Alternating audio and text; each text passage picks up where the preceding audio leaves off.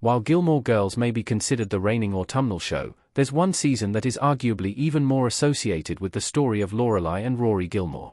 Now, that's by no means a knock on the series' relationship to fall. From the colorful leaves background of the title card to Stars Hollow's many autumn events, Gilmore Girls is still a sweater weather show. Back in September, Gilmore Girls stars Lauren Graham and Alexis Bledel reunited at the 77th Primetime Emmy Awards as presenters, where Graham joked about how their show apparently took the season of fall hostage. Gilmore Girls also celebrated the 25-year anniversary of its premiere on October 5, upping its autumnal coziness to the hilt. However, fans shouldn't sleep on how important another season is to the show. Gilmore Girls became a winter show with Lorelai's iconic "I smell snow" quote.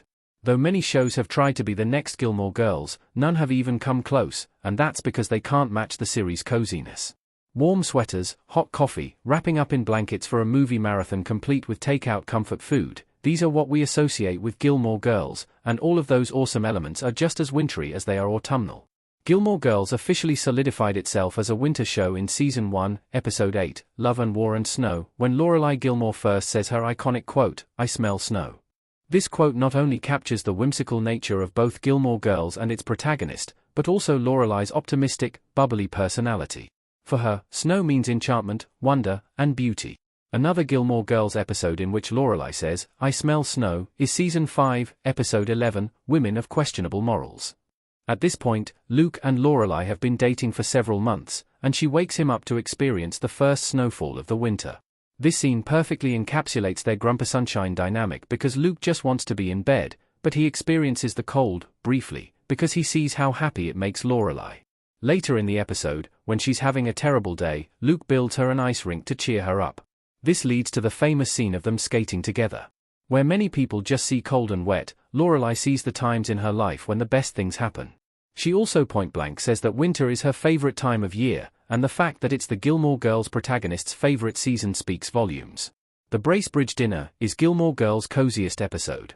Whether it's the start of an academic year for Rory or she and Lorelai have to cram 4 Thanksgiving dinners into one day, Gilmore Girls has plenty of great fall episodes.